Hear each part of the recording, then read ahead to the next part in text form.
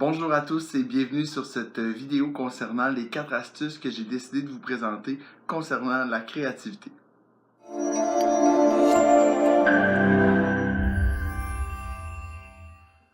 Bien entendu, il y a plusieurs autres astuces, des trucs, des moyens, peu importe comment on appelle ça, pour activer sa créativité. Par contre, celle que j'ai choisie, je considère que c'est un bon départ pour activer sa créativité. J'ai souvent entendu des gens dans ma vie me dire que j'étais créatif, que j'étais vif d'esprit, que j'étais drôle, alors que eux, tout au contraire, ne l'étaient pas. Pourtant, la créativité, ça se vit aussi au quotidien, dans les petites choses.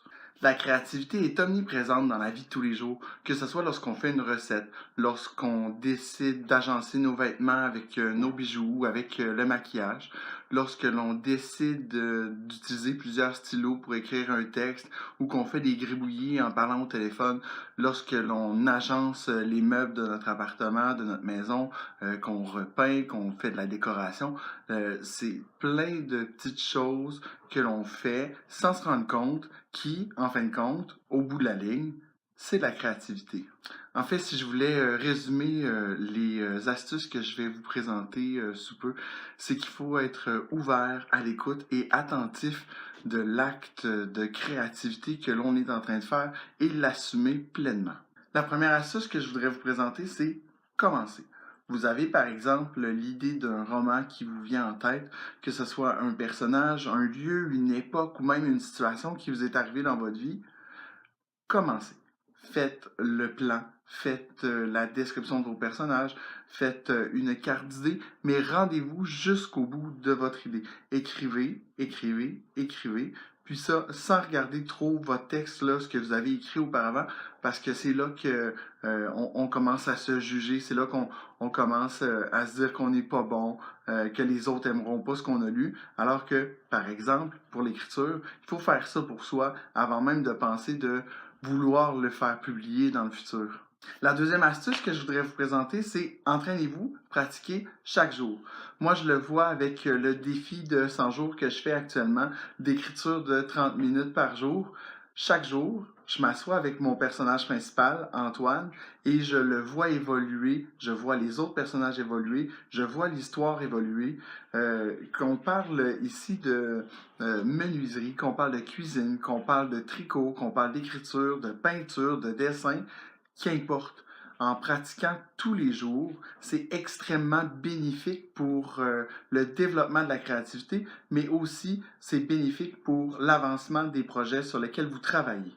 Et puis, si vous ne savez pas comment, hein, je vous ai déjà mentionné ça dans une autre vidéo, ne pas savoir comment, ça peut être extrêmement meurtrier pour un projet en cours. Il peut se retrouver sur une tablette, il peut se retrouver sur la glace pendant plusieurs années, et ça juste parce qu'on ne savait pas comment ou qu'on avait peur de se rendre jusqu'au bout de ce travail-là.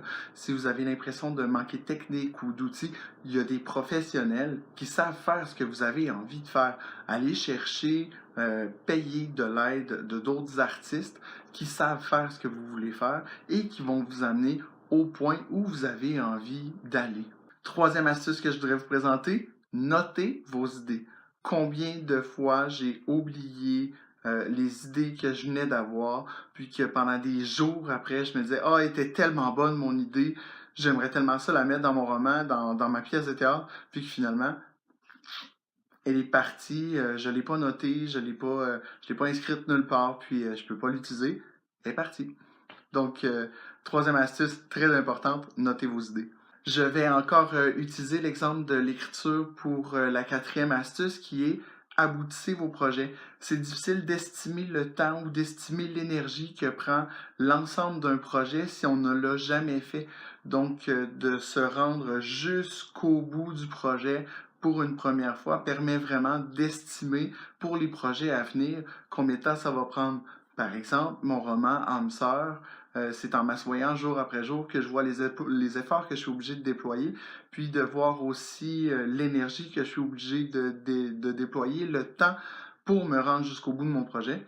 Quand je vais m'asseoir pour continuer mon deuxième roman, je vais pouvoir mieux estimer l'ampleur du projet. Comme je vous ai mentionné au début du vidéo, pour mieux vivre sa créativité, pour mieux l'assumer, c'est important d'être ouvert à l'écoute et attentif à la créativité lorsqu'elle se présente.